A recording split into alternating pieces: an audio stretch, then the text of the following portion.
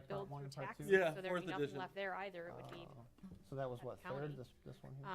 Second? Yeah, third. Third. yeah, because the county would handle It anything seems, They look about the related to same. bankruptcy. Yeah, they pretty much are. For their property taxes. Update the pictures so they can reprint them. So how do on the you water sewer approach the side, first someone will need draft? to provide shot It's yeah. done. Their Oh, good. Okay. Yeah, nice. It's public. It's done. It's printed. We should have It's uploaded to the website. yeah, That but was then when I the hard part, asked giving Sean your about it, Oh, I can't even imagine. You had to do it, right? Huh? You didn't have to do it. Not for the law, not for the bar? No, not for the bar or for my master's. Yeah. Oh, yeah. I didn't for my the master's. water and didn't have sewer to is for my always master's associated either. with Yeah, property so- owner. I didn't either. I had But not to for the invite. bar, I had yeah. students there. I had other faculty that I teach with there. Did you ever Really? talk to Christine Family, yet? friends, like whoever wanted to go. Just show 10 up. sec- 10 Yeah, seconds. you post up to all sorts of bars, don't you? I hadn't asked Kristen. Got She's the that only one. person Well I played. asked. Got that one in.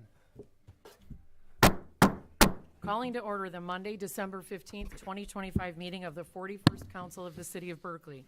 Ms. Mitchell, would you please call the roll? Oh, I'm Councilmember Baker, Here. Councilmember Black, Here. Councilmember Elrod, Here. Mayor Pro Tem Gavin, Here. Councilmember Hennon, Here. Councilmember Patterson, Here. Mayor Dean. here. Our first order of business is the approval of the agenda. Is there a motion to approve tonight's agenda? So moved. Motion made by Mayor Pro Tem Gavin Or with support from Councilmember Black. Are there any changes or corrections? Seeing none, Ms. Mitchell, please call the roll. Black, yes. Elrod, Yes. Gavin, Yes. Hennon, Yes. Patterson, Yes. Baker, Yes. Dean. Yes, the agenda has been approved. Please stand for the Pledge of Allegiance.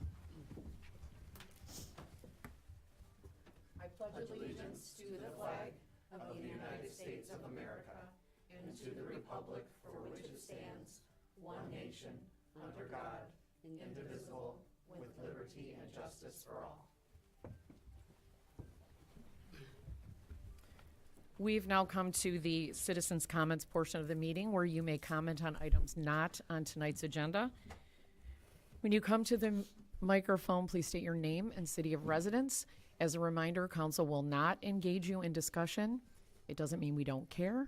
There's a table outside this door with a sheet on it where you may leave contact information so that myself, a council member, a department director, or member of city staff can follow up with you if that is needed. You have 3 minutes to tell us what's on your mind and in your heart.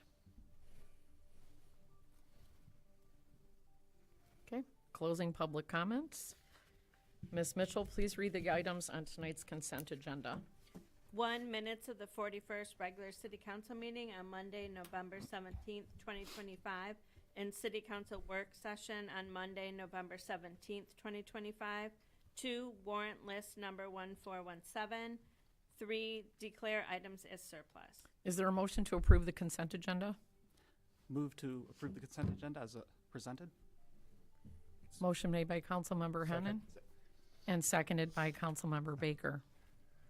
Are there any corrections or additions? Ms. Mitchell, please call the roll. Elrod, Yes. Gavin, Yes. Hennon, Yes. Patterson. Yes. Baker. Yes.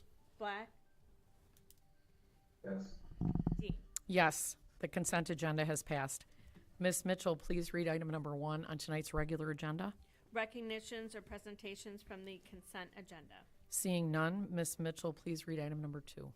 Presentation of the 5-year Parks and Recreation Master Plan draft from Johnson Hill Land Ethics Studio. Good evening, Director or Superintendent McMinn. Good evening, Madam Mayor and members of the City Council. We are here tonight with a draft plan of the Parks and Recreation 5-year master plan update. This will open our 30-day review period, which we need to do before final approval and submission to the DNR. So we're getting closer to the finish line. As I said, this will be start the 30-day review period. There will be hard copies at the community center as well as here at City Hall. It would also be available online. If anybody has any comments, they can be directed to me personally at my work email, dmcminn@berkeleymi.gov, dmcminn@berkeleymi.gov, We'll compile those comments and then get them over to the team at Johnson Hill Land Ethics Studio to make any necessary changes. And we have Tyler Sprague here from Johnson Hill Land Ethics Studios to lead us through a presentation, go through some of their findings, and just provide some general information. Thank you. Thank you.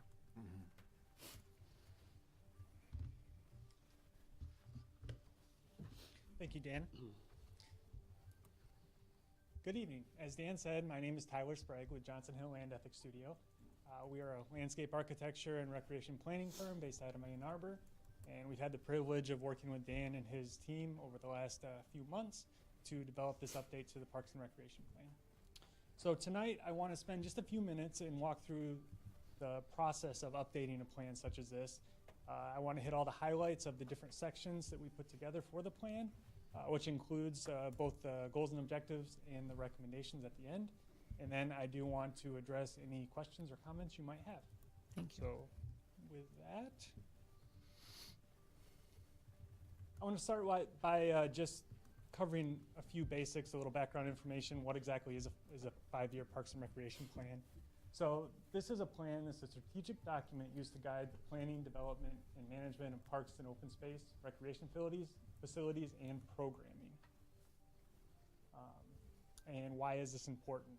Well, this document is very important to serve as a guiding plan or framework for the development management of the Parks and Recreation system, and it helps the city better serve the community's needs. The plan is updated every 5 years as recreation trends, demographics, community needs all change, so we ensure that we do keep it updated. And it does open yourself up to additional funding opportunities such as Michigan Department of Natural Resources grants. So a little bit about the update process.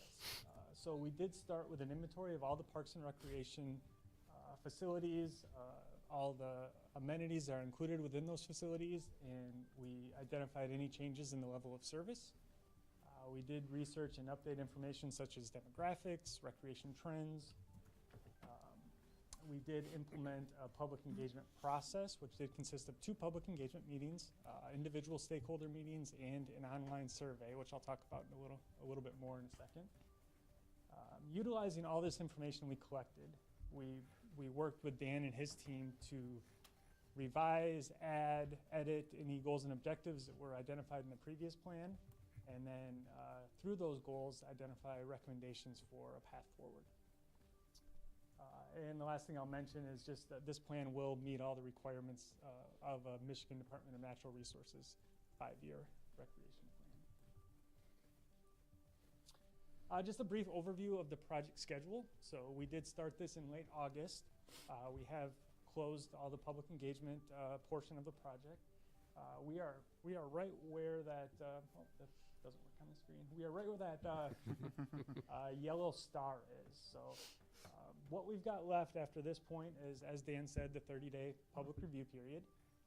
After that, we will hold a public hearing and allow the community to provide any feedback, ask any questions, things like that.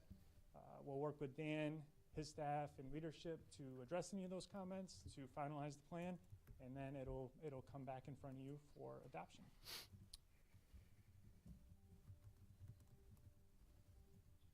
So here are the components of a 5-year plan. So we're going to start with an executive summary. We have a community description, administrative structure, recreation inventory, planning and public input, goals and objectives, and an action program. These are outlined. They're standard sections that are included in a Michigan Department of Natural Resources recreation plan. And I'll go through a few of these and just talk a little bit more about them. So community description is pretty straightforward. It's a description of both the physical and socioeconomic characteristics of your community. We use a lot of maps and graphs such as current land use, demographics such as population, household types, things like that, to get a snapshot of the city where it's at today. And that'll inform some of those goals, recommendations that we'll get to in a bit. Administrative structure. This is how the Parks and Recreation Department is structured. along with the Recreation Advisory Board and how that structure fits into the structure of the overall city. We also talk about volunteers, partnerships, such as youth sports organizations, civic organizations, and scouting organizations. This section does cover both funding and budget, as well as any agreements that the Parks and Recreation Department has with Berkley schools. Now we're getting into recreation inventory. So we did inventory with Dan's help, inventory each one of the parks and facilities. And we put together this map, which is a service area map. This includes a 10-minute walking buffer around each one of your parks. So it gives us a little insight into where you might be deficient in parkland. And so you can see to the west and to the south, you're pretty well covered as far as having access to parks. Now the northeast, you won't see any parks, but there's a bit of an outlier there because there's a large cemetery, as you know. Which is kind of park-like. It is very park-like, yes. Continuing on with the recreation inventory, you'll see this table shows what amenities you do have in which parks. So you can go down the list and see which parks include basketball courts, playgrounds, things like that. In addition to doing our own inventory, we also look at national trends and NRPA metrics. So NRPA does have a tool that allows us to input a lot of data about your community, and then it gives us a report that compares your community to like-sized communities. So it's always helpful to not try to compare Berkeley with the city of Detroit or Grand Rapids, or so it gives us a better idea of where you stand compared to like-sized communities. So this table actually outlines where you fell among those averages, some of the highlights, park acreage. So you actually exceeded the number of parks, but you did have a lot less acreage than some of the other communities. And the nature of Berkeley, you are kind of landlocked. You're very much developed in this area, so it makes perfect sense with kind of the physical characteristics and the development that you guys are dealing with. As far as the amenities go, such as ball fields, outdoor tennis courts, playgrounds, you're very well represented. A few items that were underrepresented, rectangular fields, that would be more like a multi-purpose field. Think a soccer field or a field you might practice youth football on, and dedicated pickleball courts. I know there are striping on tennis courts, but that was one of the metrics that was provided, was a dedicated pickleball court. And we all know where pickleball is going these days. It just seems to keep going up and up. In addition to the physical amenities that are included, we also look at the programming. I'm not going to go through all the programming. I just wanted to show this just to highlight the extensive amount of programming that Parks and Recreation does offer, both the amount and the diversity of the programming.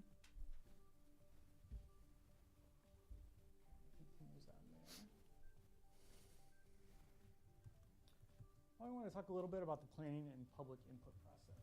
This planning process is kind of the same information that I described earlier. The natural features and physical characteristics of a community description, leading all the way up to the recommendations at the end. As I mentioned earlier, the public engagement was 2 public meetings. Both meetings, we presented a baseline of information, and the majority of the meeting was more like an open house or a town hall meeting where we had a lot of back and forth with the community members that participated. So it was really a great discussion in both meetings. The second meeting, we had the opportunity to present some of the findings of the online survey, which was very helpful for the community to see what the community as a whole was saying through that survey tool. Just a brief summary of what we heard in those meetings. It's a lot of discussion around the community center during both meetings, actually. Some of the sentiment was the community center was lacking adequate space and amenity to support the community's needs and the programming that took place there. Striped soccer fields and more basketball courts were mentioned as a need. A dog park came up several times as a desire by participants in the public engagement sessions. the addition of programming towards both teens and seniors, as well as intergenerational programming opportunities was mentioned, which I think is a very important one because it both targets specific groups that they felt were underrepresented in the programming, as well as kind of looking at it from a big picture of how we can bring the whole community together with these intergenerational opportunities.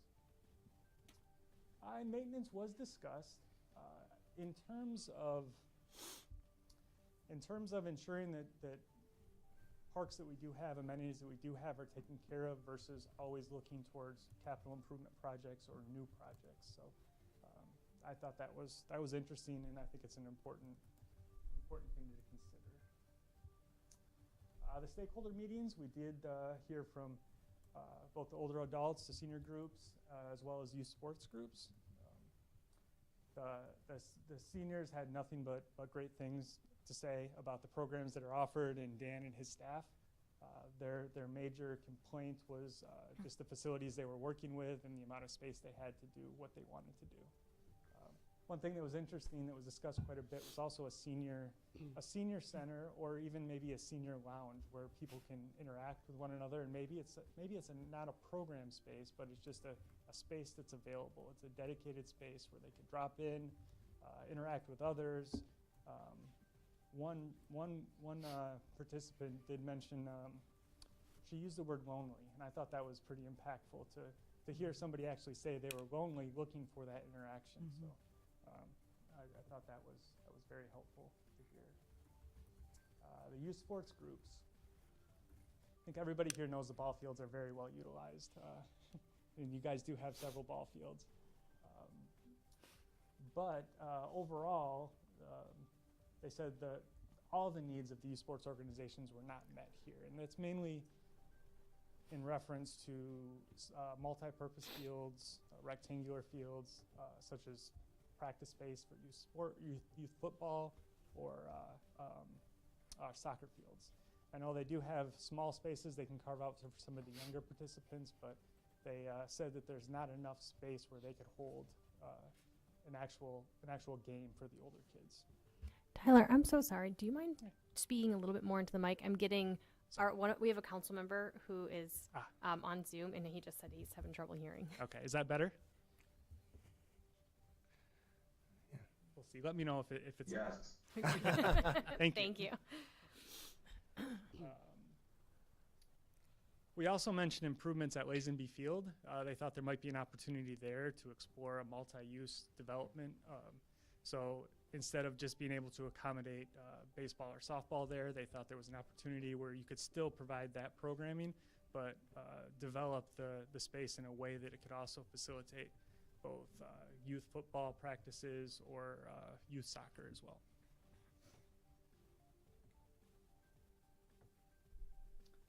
So the planning and public input continued on to the online survey.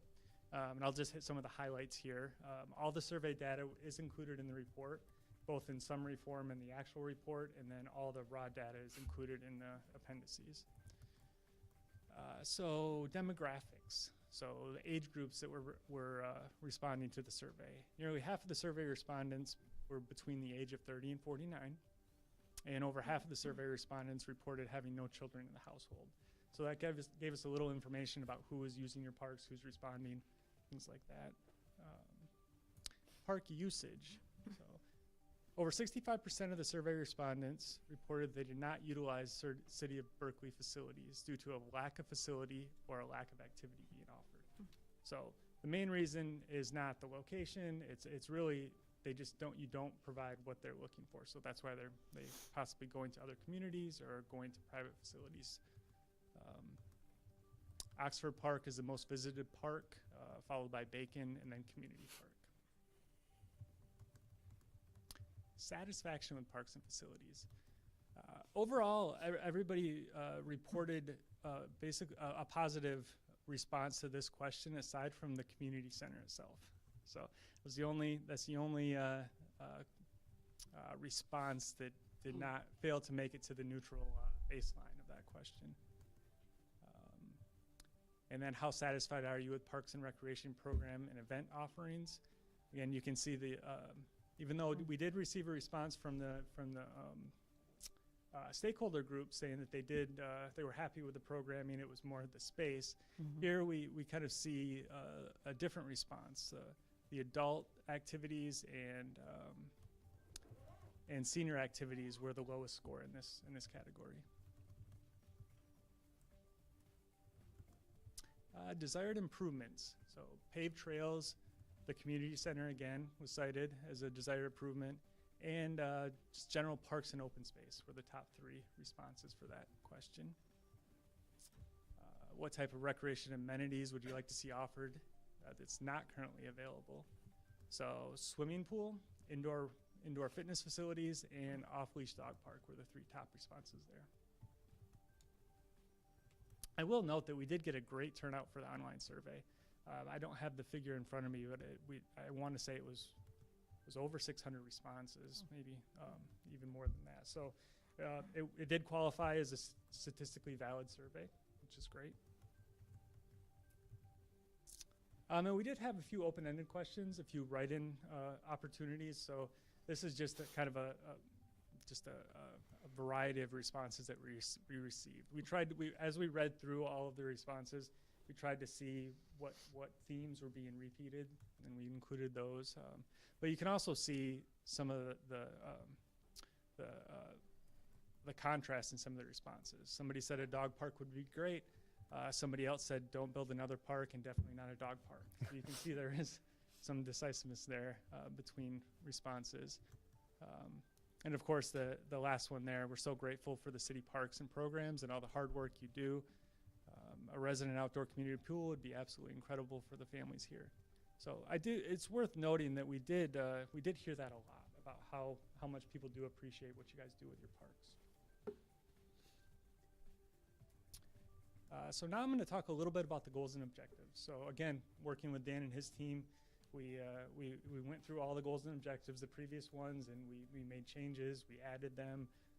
We added a few, and so these goals will serve as a framework for your decision-making process. So basically, we want all the decisions you make going forward, whether it be land acquisition or the maintenance of a certain facility, the redevelopment of a park, to kind of fit within one of these goals or objectives.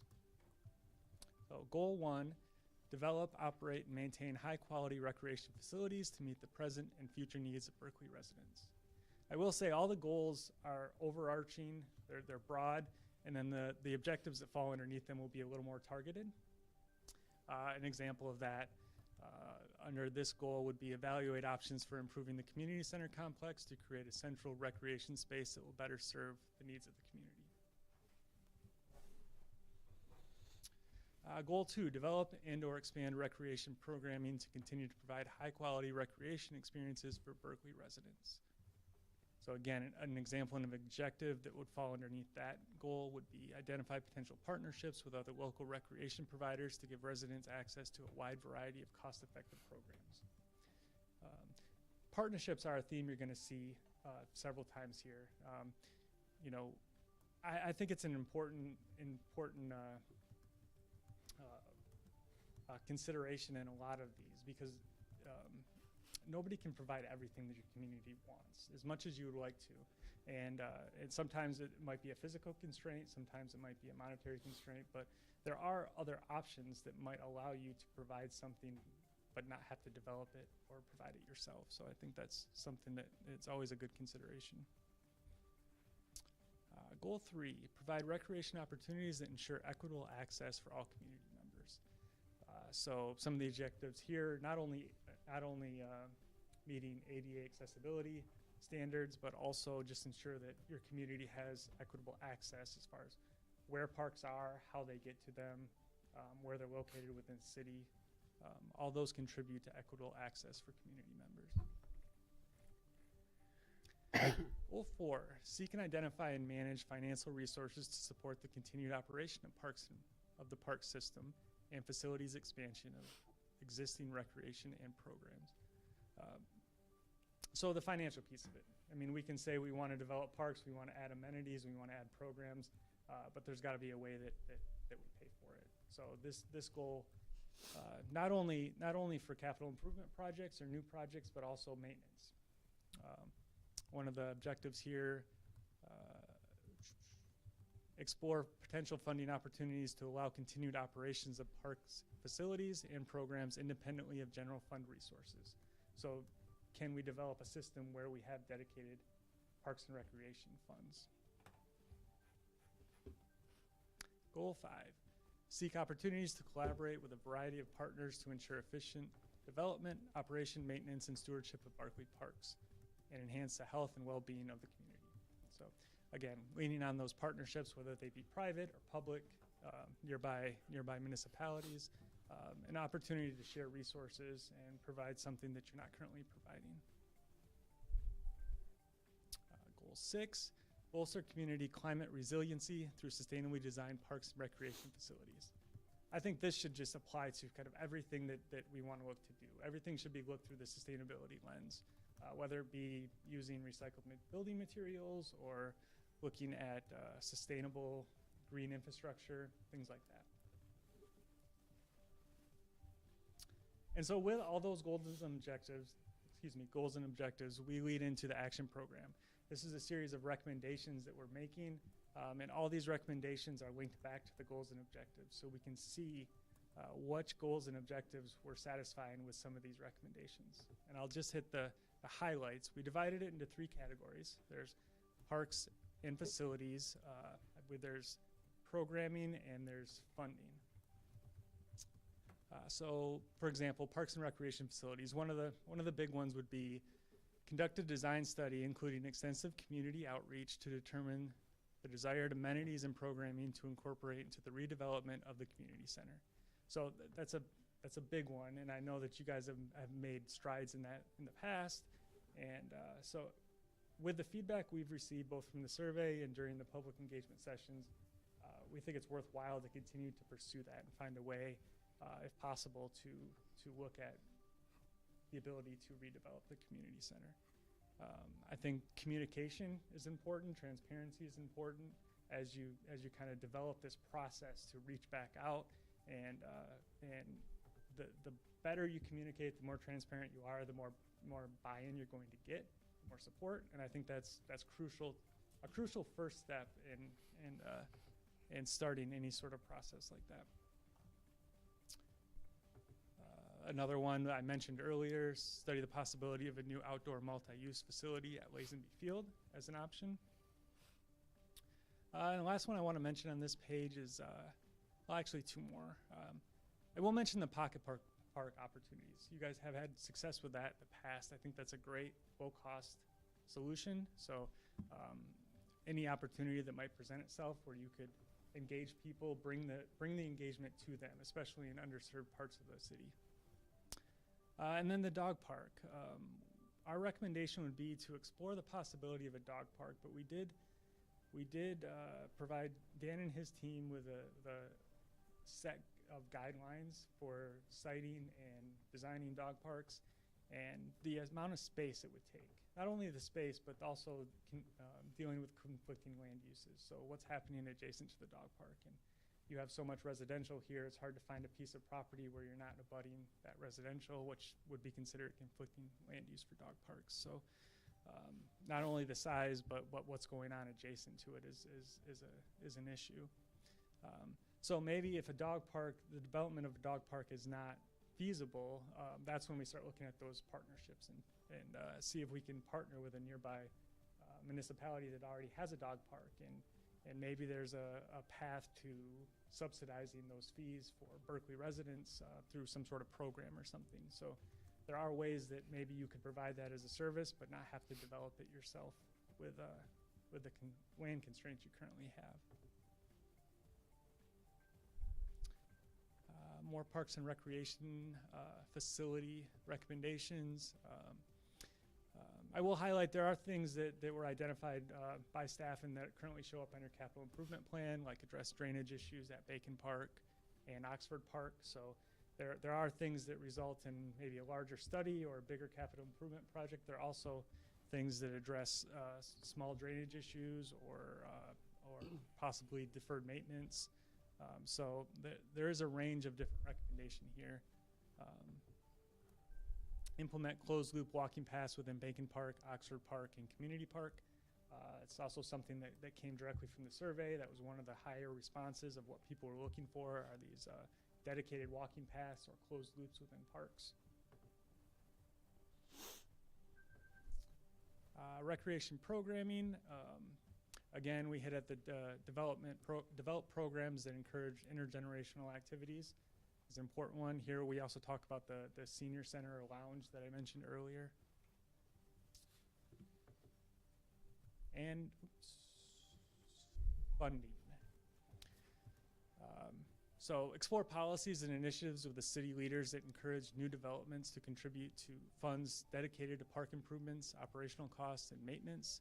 So this is something that other cities have had success with as the new development comes in. Is there a path for them contributing to the maintenance or the development of new parks and recreation facilities?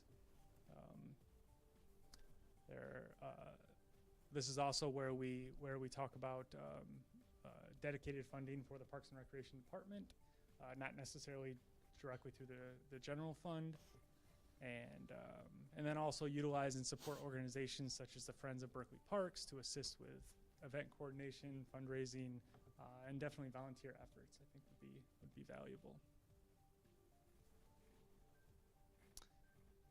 The last thing we mentioned in the action program is this table that we put together that kind of outlines all the criteria used to evaluate the three main Michigan Department of Natural Resources recreation grants. So there is the Passport Grant, Trust Fund, and Land and Water Conservation Fund. So this does outline the minimum and maximum requests, the matching requests, and some of the other considerations that they use to evaluate a project. And so next steps. Yep, we are about to enter the 30-day public review period with a public hearing, and then we will address any of those comments.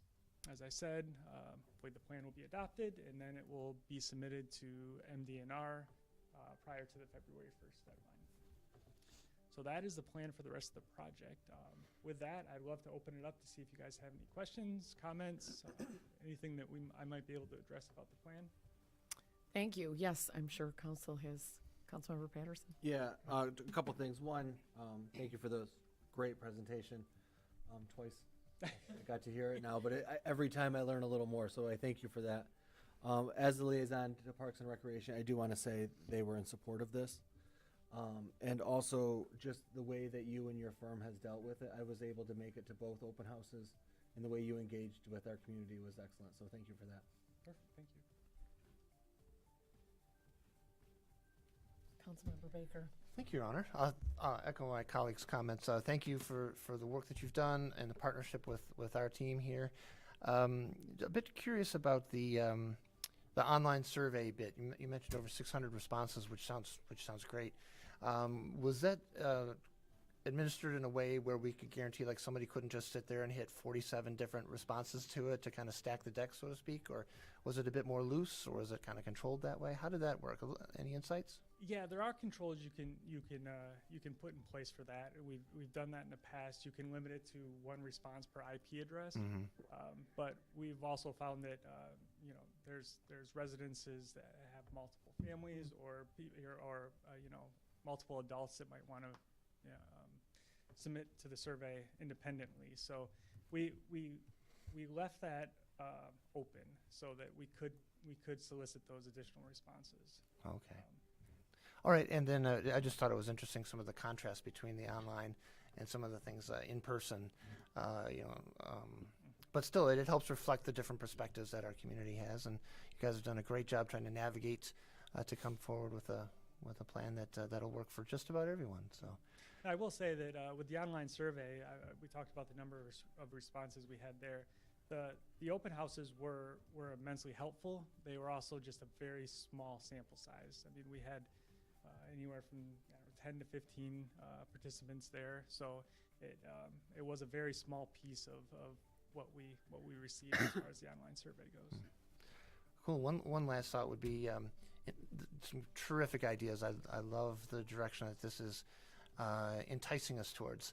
I think that's great. And I wonder if at some point there'd be a way to talk about additional communications on progress, right? As certain items are make it to the top of the to-do list, maybe there's ways to get some sort of an update, community awareness of the progress that's being made, and like a communal check-in of some kind. I think that'd be great. That's probably more for our folks because once the plan's safely in our hands and moving forward with it, but perhaps any support you could offer to the team in terms of follow-up communications post green light, when it gets forward, that would be appreciated as well. Yeah, definitely. I think I completely agree. I think that's a valuable piece. It speaks to that communication with the community. I have had other communities in the past create kind of a big poster that kind of outlines some of these things, and they do update it in time. Like they put a little star next to things that they have addressed, and so it's kind of an updated snapshot that people can look at and say, okay,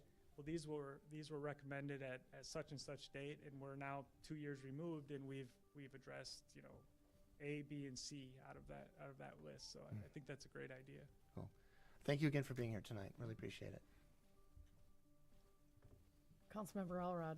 And I too will echo thank you for taking the time and the diligence to put this plan together. I did participate in the first session, and when I was still candidate Elrod, and I'm glad to see basketball did make it through the process. So I just want to put a plug in for that and then move it to a serious question, because one thing that I've been interested in since day one is kind of when you see the heat map, and we have that neglect, I don't want to call it neglected, but underserved space in the Northeast. You're mentioning the success of pocket parks. If the details in the next presentation, and I have not caught it yet, please excuse me asking this again, but have you begun to evaluate, or have you inquired about where there might be space to replicate that in that area so you can close the gap in park access? No, we haven't identified specific locations for pocket park opportunities.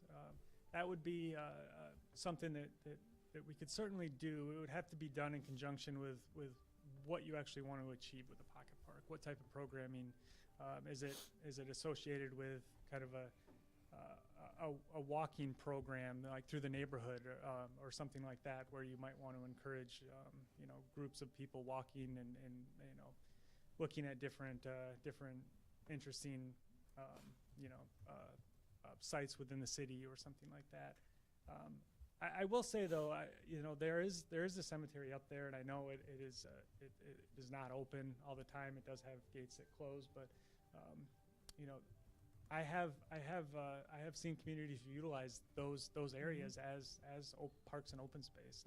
Not necessarily for traditional park amenities such as basketball courts and things, obviously, but I mean they can be areas where people can utilize walking paths and things like that. So the one other thing I will mention too, and it is in one of the recommendations that I probably didn't highlight in the presentation, but I think it's always important to kind of keep your eyes open to potential opportunities for park acquisition.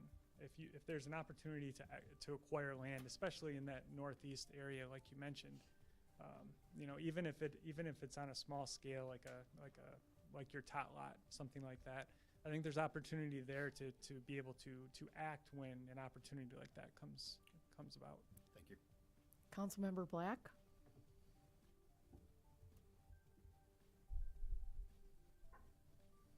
No, this was an outstanding presentation, and this is my first time seeing it. And as someone who literally can go outside of their back gate, and I am in Oxford Park, I love our parks. I love the energy of our parks. I think that, here's some very interesting conversations. So I love everything that I heard here. I don't know if this is a Mr. McMinn question or a Caitlin question, but a little bit concerning is the feedback from our seniors. How are we, and again, I don't know if this is a Mr. McMinn or a Caitlin question, how are we maximizing our questions to seniors to make sure that we are giving them what they need? That was the only thing that I saw in there that was just a little concerning. And again, Yeah, to that question, Councilman Black, I do believe that we have taken a lot of the information that we've gotten from this plan and have already put action to it. We do have a new senior hangout program where we invite seniors to come in, have a cup of coffee, enjoy doing some puzzles with their neighbors. We're also working on an intergenerational program with seniors in me, arts and crafts, so that seniors can bring their grandkids. You know, we're taking a lot of the information that's already been provided and putting it into action right now. The unfortunate thing about the senior center in the community center as it stands is it has to be utilized for a variety of activities. It's not just senior activities, so we can't leave everything set up. It does turn into a, we'll call it a fitness studio for lack of a better term, because they do Zumba classes and Tai Chi classes back there. So unfortunately, the space constraints in our current community center don't allow for a dedicated senior space, but we are programming that space during the day for seniors to come and be together. And since Josie has taken over as our senior program manager, she has done a phenomenal job of creating community amongst the seniors and just providing opportunities that weren't there before. So I do think we've taken all of the recommendations and we're doing our very best to put those in place. outstanding. So I will say, I took the survey and I found it very easy to do, so props for that. I attended the second public meeting where a lot of those comments about senior programming activity, loneliness, intergenerational, that conversation happened there. As a senior myself, I do tend to gravitate toward activities in our community that are intergenerational because I want to hear what a younger person thinks about something. I want to be open to those ideas. And I think that the connectedness is such an important piece in our neighborhoods, in our community, because we can all get really busy and be living our lives, and we don't stop and think sometimes that, you know, reach out to your neighbor, have those conversations, get out and about, get out into the town and walk around and meet people and talk to people. That's Berkeley. Not this, but actually out in the real world. There's so much vibrancy to our town and so many wonderful people living here. So I think that these conversations reflected that, the survey reflected that, and so thank you, Mr. McMinn and Mr. Sprague, for working on this, and I'm excited to see what other feedback we get in these next 30 days and then being able to continue to move forward on some of the things you already have and then implement some new things. So thank you very much. Oh, sorry.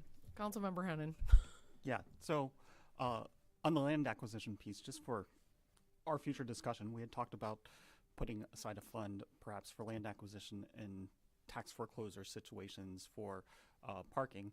We might look at expanding this idea for this as well. It doesn't come up very often, but, you know, be ready in case that perfect unicorn comes around. And trying to get access to Roseland Cemetery as a park sort of setting is something I've tried a couple of times and something I want to continue to try.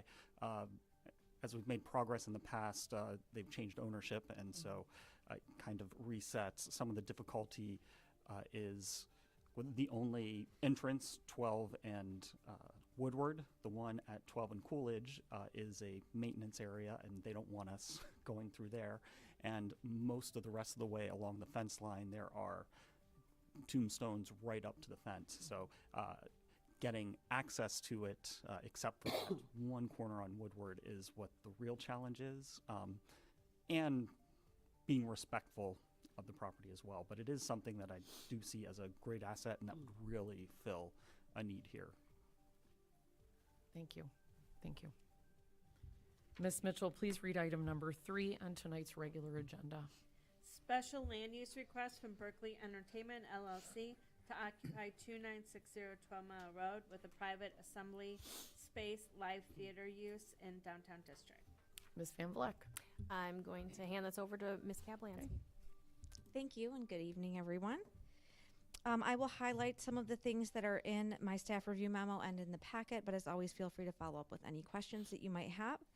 This is for the former Rite Aid located at 2960 12 Mile. We are all very excited to see that there's a live entertainment theater proposed. It would have an accessory lounge and appetizer bar use.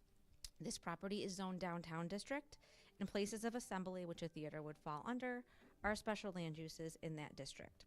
This did go to the Planning Commission, where they held the required public hearing after we sent out the notices, et cetera, and they recommended approval on November 25th. There were also some facade changes that the applicant's proposing, and they considered those at that meeting as well and approved that. I want to just be very clear that the facade is the purview of the Planning Commission, and the special land use and all of the standards associated with that are, of course, the purview of the City Council. So we won't be discussing the facade this evening since that's already been approved. I also note, though, it really was mostly facade changes. There were not significant site changes. The special land use standards that you would consider are in section 1003 of the zoning ordinance. They're listed individually in the suggested motion, and they're also listed individually in the staff memo. I'm not going to go through each of them because some of them either don't apply or are pretty common sense and whether or not that this would meet those, but I did want to touch on one, and that's traffic. Staff did anticipate that parking concerns specifically would come up because the applicant is proposing a theater that would accommodate on a normal everyday business type of a night about 350 to 550 people. And then there might be a couple events throughout the year, which the applicant can talk more about, that there could be a larger crowd, up to perhaps 800 people. So it is something that we reached out to our new engineering consultant on, Spalding de Decker, and asked them to provide a little bit of analysis and information about how that would impact the parking that's there and also some of the surrounding roadways. One thing that really was surprising and did come in handy in that analysis is Jeff Tong in the Historical Museum was able to find out that the previous seating for the theater, when it used to be a movie theater back in the day, was 850 people. So that was very helpful. And when Spalding was looking at the parking considerations, they did note that this used to also accommodate a similar number of people. Obviously, driving habits and parking habits are all a little bit different now, but it is of note. The gist of the parking memo was that there is enough parking in the area to support the everyday use of the property up to about 550 people. They did acknowledge, and we would expect, that there would be some spillover parking onto the immediately adjacent streets and blocks, just because people like to park close to where they like to go. So that would be anticipated. In instances where they are going to have the larger events that would be up to 800 people, they suggested that they work with staff, myself, Public Safety, Department of Public Works, to come up with a plan ahead of time. So our suggestion would be, before the certificate of occupancy is issued, that we have a backup plan for these larger events and how to accommodate people, whether that be shuttles or valet or however it might be. We would need to sort that out beforehand, and I feel confident that the staff members can work with the applicant and come up with a plan for those events. So you'll notice that the Planning Commission in their memo did include that recommendation for those larger events, and the applicant has indicated that he's totally fine with that. The only other thing I will mention, which Glenn was nice enough to point out, is in the memo, the suggested motion, you'll notice that, and in the agenda items for this and the following agenda item, that the address 2990 12 Mile is also referenced for the liquor license, which is next on the agenda. If you're making a motion of approval or denial, if you could please include that address in there too, in addition to 2960. It's actually the address for the parking lot that is facing 12 Mile. It's separate parcels, just to make sure we have our bases covered. Oh, okay. Do you have any questions for me? I just have, Councilmember Patterson. sorry. Yeah. Just the one clarifying question, and this came up at planning. Yes. The employees is not anticipated to be 118 It is not, employees. no. So, just so we're aware and anybody listening, Yeah. it is not. So. Yes, that's a very good point, and this did come up at planning. So when we asked Spalding to look at the parking, they looked at the occupancy counts that the applicant provided for the different spaces, and there was a gap between the number of people that was listed for each occupancy space and then the total number of people that they could anticipate for an event, and the occupancy space that's listed on there on the drawing, you'll notice, is for an event with a whole bunch of tables. So if they had these larger events, the tables would be moved and you could fit a little bit more people. So they just assumed that that was all employees. There are not 118 employees planned. At Planning Commission, it was noted there'll be about 20 employees. But for our intents and purposes, all of those people that would be there in the building are accounted for in the parking analysis, and that was really the point. Thank you. Yes. Councilmember Elrod. The Spalding Decker memorandum is great. I just want to clarify a few points that I'm trusting their judgment. You know, these are the experts, but do we have some type of process in place where we get some type of 6-month, 12-month update in case there are discrepancies from our anticipated parking usage?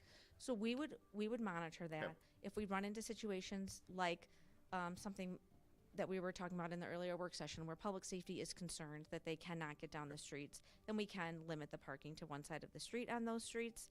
I would hesitate to suggest that council put any sort of conditions that we would revisit this in 6 months or something like that, because it really does not give the applicant the assurances that they need that they can proceed with the business. We will definitely keep an eye on it. I anticipate they're going to use a lot of the parking that's there, and we will address any safety concerns.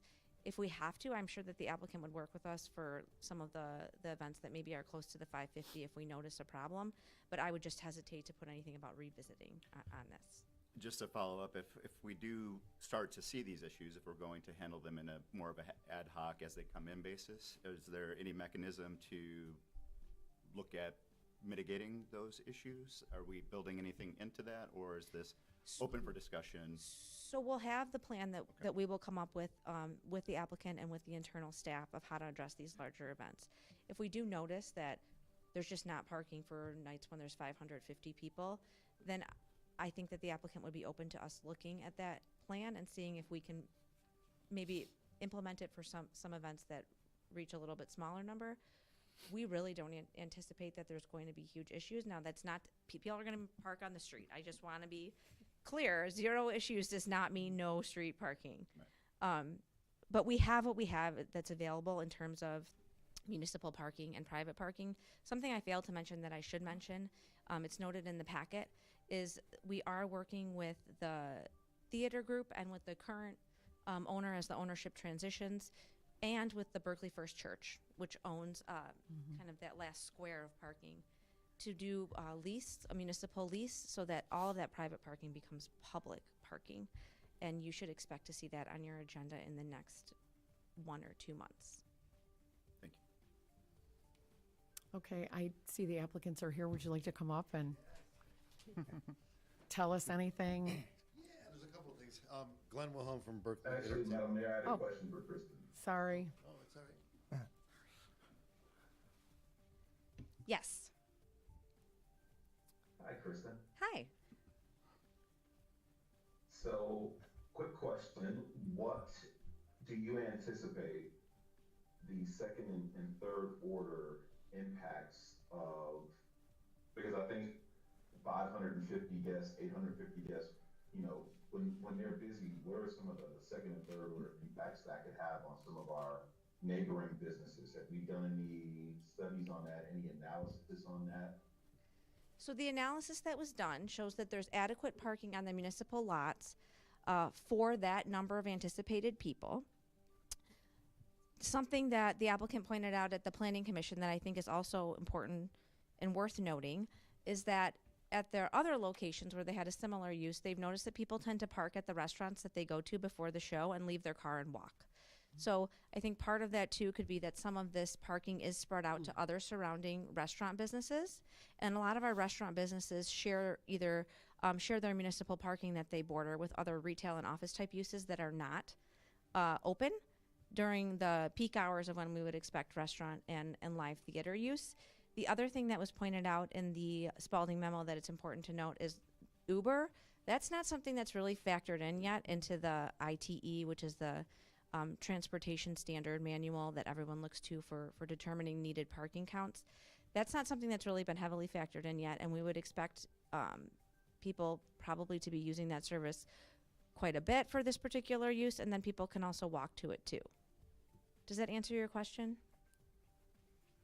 Yeah, and I'm honestly not even looking at it from the parking. I'm just looking at it from more of, you know, when they're busy, is when they're busy as a byproduct, does that mean that some of the other businesses in our city are also going to be busy? Yeah, I would expect that this is obviously going to draw 350 to 550 people on a typical event night here. So that I would anticipate that's definitely going to spill over to some of the surrounding restaurants, and that'll be a great thing. That's what I was looking for. Thank you. Yes. Thank you. Okay.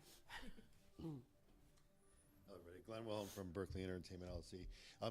As Kristen mentioned, with the parking analysis that was done, we did find in Rochester that a majority of the people drive and park where they dine, and then they walk over, especially if they're right in the area. So that is a big factor. Uber, we have a lot of customers in Rochester that plan on having a couple cocktails and a good evening, and they Uber there and then they Uber back out. It's not just a Uber out where they leave their car. They plan ahead and schedule them and do that whole thing. So those things aren't factored in there. You know, when we worked the front door in our Rochester location, we were very surprised at how many people are walking either from the restaurants or from the subdivisions. It was really shocking. In Rochester, we had very similar conversations with the city council there, and we had contingency plans for parking and what we're gonna. We have a contingency plan that we might have to make some of our streets around us one-way streets, and we were going to incur the cost to transfer those to one-way streets. So we had all these plans of all this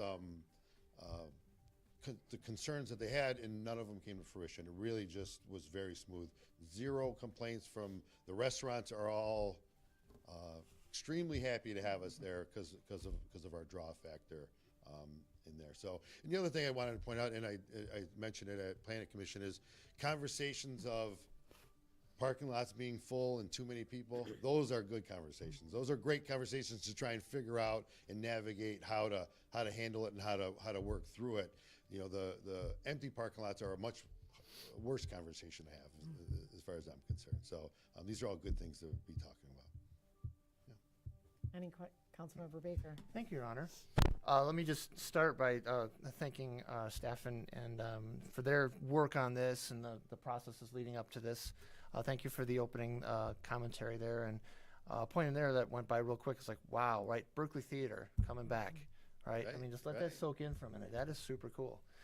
You can tell which way I'm probably going to vote on this, but I do think it's worth just appreciating what this is going to mean to our city, you know, and the comments that you've made tonight and that you've demonstrated with your other properties brings that to reality, right? I mean, this is going to be really huge, and excited about that. Yeah. I also appreciate the work that you've done outreach with us and with other committees to be as informed as we can coming into this process, and the degree to which you've established or offered partnerships and working with neighboring businesses. For instance, there was early conversations about it having a restaurant that would be open, and I think the wise choice that you made was to not compete with those other restaurants, and instead to kind of spread some of that benefit around, and I think that's great. So we just kind of wanted to say all of that cool stuff. And then my only real question is, can you describe for us your timeline going forward, approximate this and kind of that, and when you might imagine being open and those kinds of things? I'm sure that's a question on a lot of people's minds right now. Sure. You know, I think a late spring opening is realistic for us.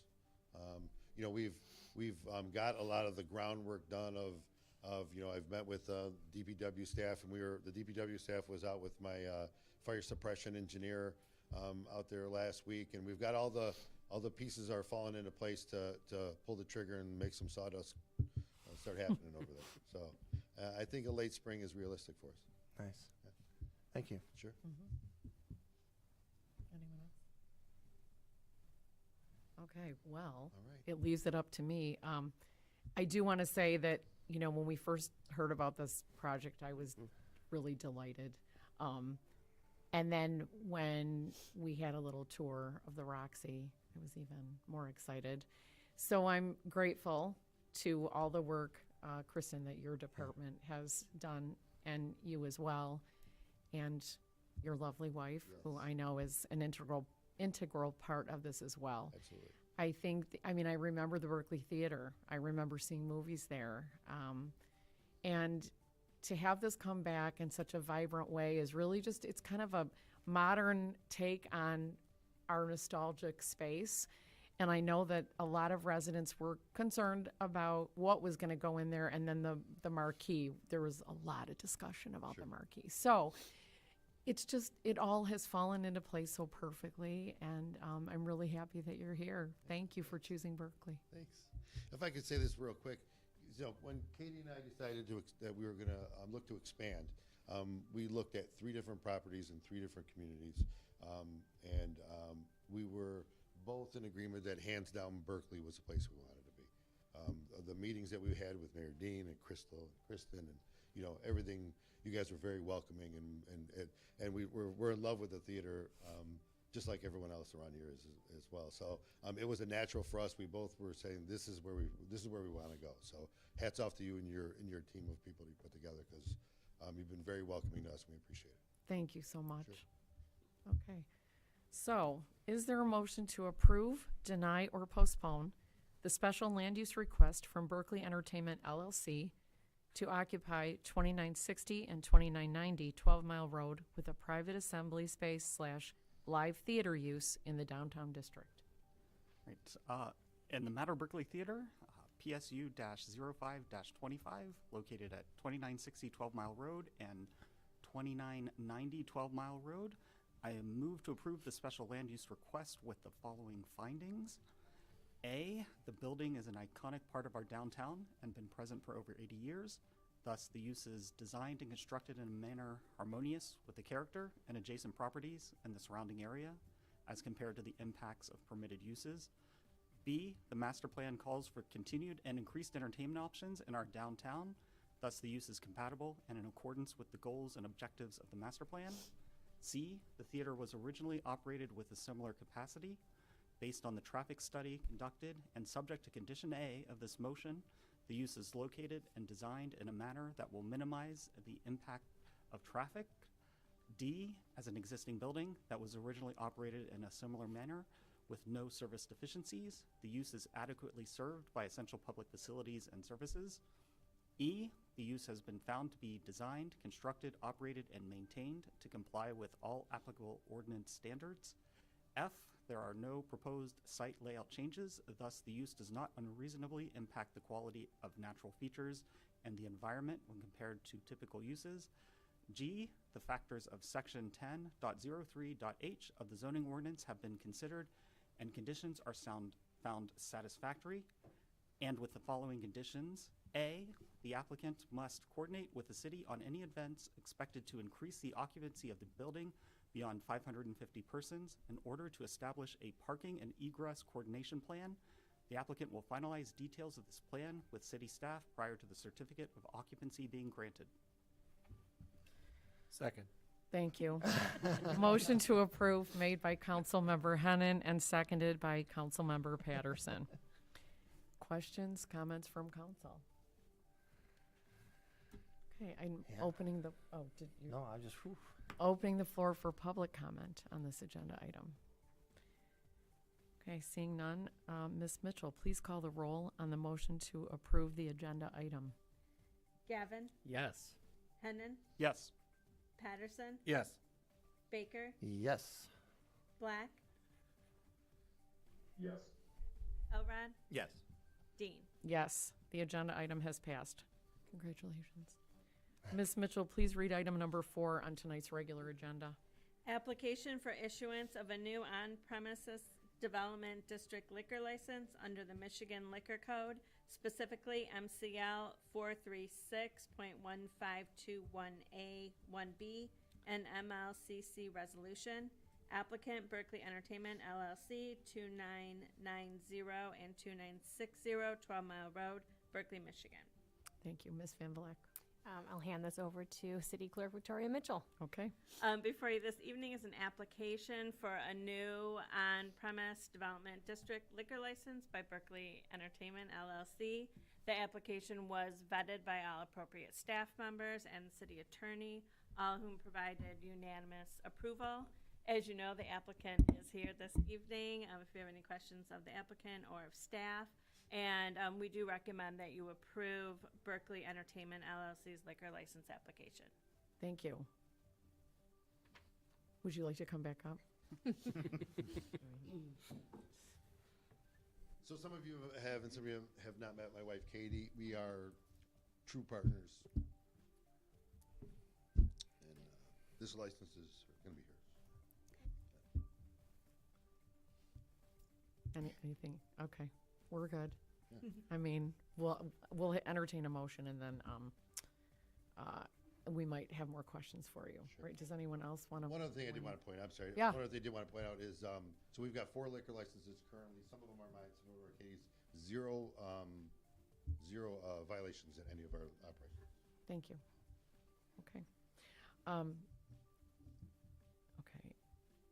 Is there a motion to approve, deny, or postpone the application for issuance of a new on-premise development district liquor license? I can try. We're doing a new process. Yeah, that's why we're kind of like haltingly going through this. I make a motion to approve the application of insurance of a new on-premise development district liquor license under Michigan Liquor Code, specifically MCL 436.1521A1B, applicant Berkley Entertainment LLC, 2990 and 2960 12 Mile Road, Berkley, Michigan. Second. Did I miss it? There's a resolution in your packet as well. So you were going to approve the liquor license and pass the resolution. Oh, I didn't see that on the recommendation. Hang on. Yeah. And to approve an application for specifically, I already read all that. The MLCC resolution. I said that. I can say it again. MCL 436.1521A, 1B, and MLCC resolution. Applicant Berkley Entertainment LLC, 2990 and 2960 12 Mile Road, Berkley, Michigan. Where is what you are referring to? Did I get it that time? Are we good? It's fine, yes. I'm reading what was in our packet, so am I missing something? I'm reading it word for word. I didn't hear, after you cited the statute, there should be and MLCC Yeah, resolution, and I just didn't corrected hear it. that the first time Oh. around. The second Got time it. you did. The second time it was, Okay. Would you like me to read the whole thing? nope, Okay. I think we're good. Motion to approve made by Councilmember hard. Patterson. Still second. Okay, wait, who seconded it? Ross did. Okay, seconded by Mayor Pro Tem Gavin. Okay, questions, comments from council? No. After that, we need a cocktail. Okay, public comment on this agenda item? Okay, seeing none, Ms. Mitchell, please call the roll on the motion to approve the agenda item. Hennan, Yes. Patterson, Yes. Baker, Yes. Black, Yes. Elrod, Yes. Gavin, Yes. Dean. Yes. The agenda item has passed, but before you sit down, Ms. Kapelansky, do we have site renderings, facade renderings that we could show? Yes. We are not voting on this. I want to make that clear. I know you mentioned it earlier, but I think it's pretty exciting that we have these renderings so that people can see exactly what's coming. So, oh, it looks beautiful. Yeah, so one of the challenges that we had with the building was because it was kind of chopped up with different storefronts in the front there, we kind of wanted to unify the building and bring it all together as one. So with the facade changes we got there, that was our goal, to try and make it look like one facility rather than different operations. So. And I feel like you did that. And it's just, I like seeing the image of the original theater and then, what it is today. Yeah. And it just looks great. Yep, and I don't know if you know some of the details, but I was keeping the red color on the doors from the original theater, and we love that marquee. It's beautiful, so we can't wait to. With regard to the marquee, do you have any plans at some point to change it to LEDs? So we had some people look at the bones of it, and the bones of it are solid.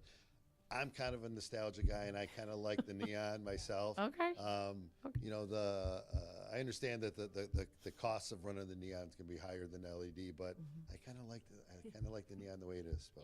Okay, good plan. Just curious, don't have an opinion either way, but again, that nod to the nostalgia, I think, is a good thing. Any other questions or comments about these drawings? Well, thank you so much. I appreciate all the support, like I said, and we can't wait to get started. Yeah, I mean, us too. All right. So, Sounds thank great. you so Thanks a much. lot. I appreciate it. Okay, Ms. Mitchell, please read item number 5 on tonight's regular agenda. The City of Berkeley updated overnight parking policy. Ms. Van Vleck? This is pertaining to the work session that we had 2 weeks ago, and Ms. Kaplansky's going to come up and talk briefly about what that policy is. Great. Ms. Kapolansky, good to see you again. Yes. Can I just press the clicker, Caitlin? I've actually never done the clicker. Okay, point it towards you. Got it. So I am here to provide an update and some suggestions for some minor changes and a small expansion to the overnight parking policy that we talked about, about a year ago now, a little bit more than a year ago. So I want to start by just talking about what the goals of the original program were, and these still remain the goals, and they're part of the goals for the expansion as well. So originally we had parking prohibited between 2 and 6 a.m. on the streets and in municipal lots.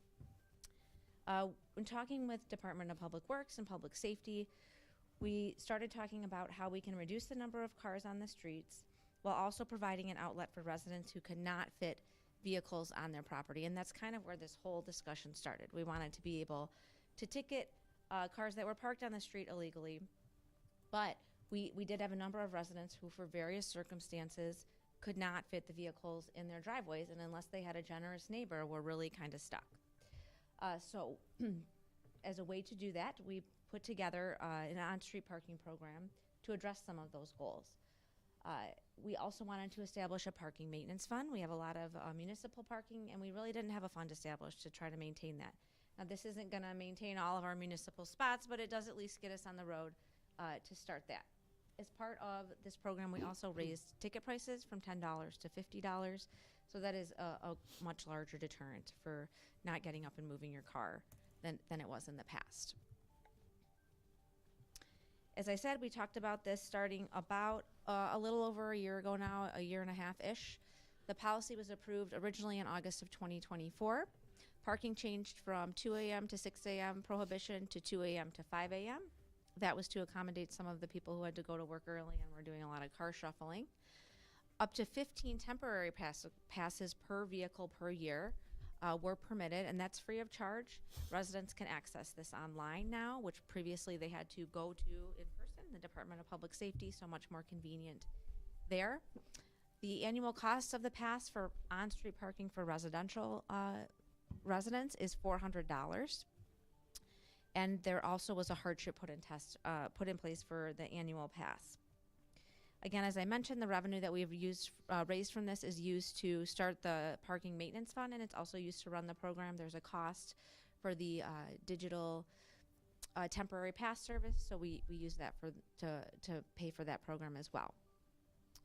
So now we're at the point where we're evaluating the program about a year in, and we also wanted to talk to you about expanding it to municipal lots.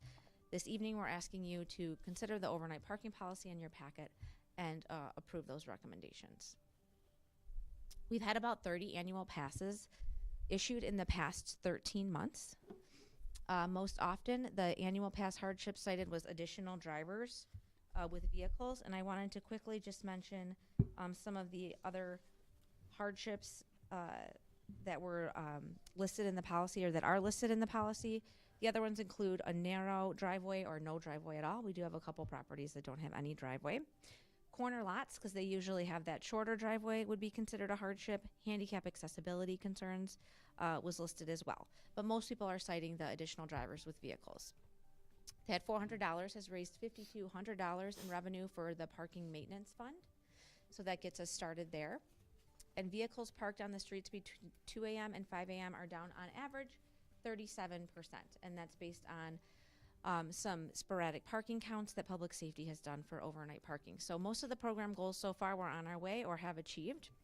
We did receive a couple resident feedback items over the course of the past year. One, that passes should be prorated based on month of purchase, particularly as we get to the middle of December and we're really telling people, why don't you just wait 2 weeks and do those temporary passes? We've had residents talk about pass costs are too high and they can't afford a pass that they need, so that's come up. And then also that they should not have to qualify with a hardship. So just passing that feedback on to council. So based on that feedback, there's a couple suggestions that staff has put into the updated policy for on-street parking for residential use. One is that we prorate the cost of passes from $400 for the full year to $200 for anything purchased purchased after May 30th. We originally talked about June 30th, but then public safety pointed out that a lot of college students are coming back in May, and that's when a lot of this problem occurs. So we moved that to May 30th instead. We also are requiring, or would suggest that you require all permitted vehicles for resident passes to be parked in designated areas during snow emergencies and street maintenance. Right now, those people that have passes when there's a snow emergency don't have an outlet. So the idea is that we could say, if you have one of these 30 annual passes, go park your car at the community center lot, for example, during the snow emergency. We'll let you know when to move it when we're ready to plow that lot. So it does provide an outlet for that. So those were the suggestions for on-street residential parking. We're also suggesting that council consider expanding this to municipal lots. And there's a couple of reasons for this. One, the zoning ordinance does include some provisions to allow for leased parking in municipal lots. Based on how this discussion has evolved with council and with staff internally, we will have to make a couple changes to that section should council choose to move forward with this tonight to make that work a little better with the zoning ordinance. But that was one reason. And then we've also had some enforcement issues in our municipal lots. So there are people who sometimes try to take advantage of situations, and there have been a couple instances where we regularly have resident cars that are registered to a couple houses down from a municipal lot, parking in the municipal lot overnight, and trying to forego getting that annual pass and just using that. We also have a couple businesses who do have their business vehicles parked in municipal lots, and they're using that space.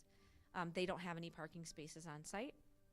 This provides an outlet for them too, because we run into an enforcement issue where, you know, we're going to give resident X a ticket for parking, and business A, well, why do they get to leave their vehicle here for free and I'm not allowed to? So those kinds of things have come up, and this is a way we're trying to close that loophole.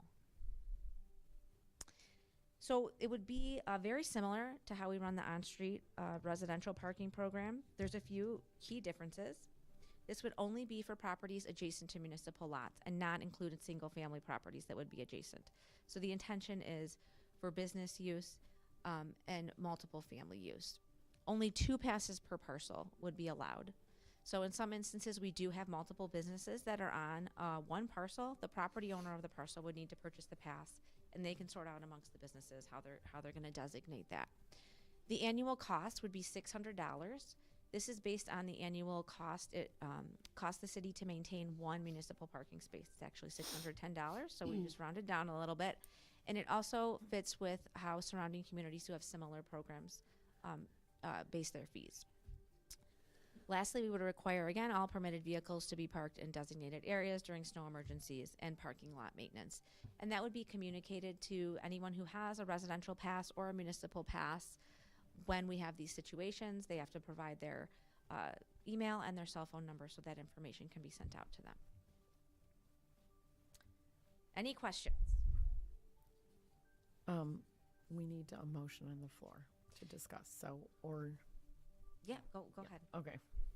We're all still adjusting. Is there a motion to approve, deny, or postpone the updated parking policy? I move to approve the City of Berkeley updated overnight parking policy. Okay. Second. Motion to approve made by Mayor Pro Tem Gavin and seconded by Councilmember Baker. Questions for Ms. Kaplansky?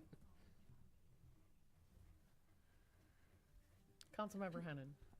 So, I hate to have not prepared you for this and put you on the spot. So we've raised about $5,000 from the revenues on it. If we were to build a new parking lot, how much is a cost around per spot? On the low end, about $20,000. Yeah. So just to give people a context of, how long it would take. And that's even after we already have the property acquired, so, which is an additional cost. And just point out, you know, we said that this is available for multifamily, but it is 2 per parcel, so if someone is worried that a giant apartment complex is going to be built next to municipal parking, and it has to be adjacent to it, they could take advantage of this for 2 spots, but it is more relief for those smaller above some of the apartments we have above 12 Mile, for example, that currently have no parking, and so we can start getting people living downtown into those spots. Councilmember Black?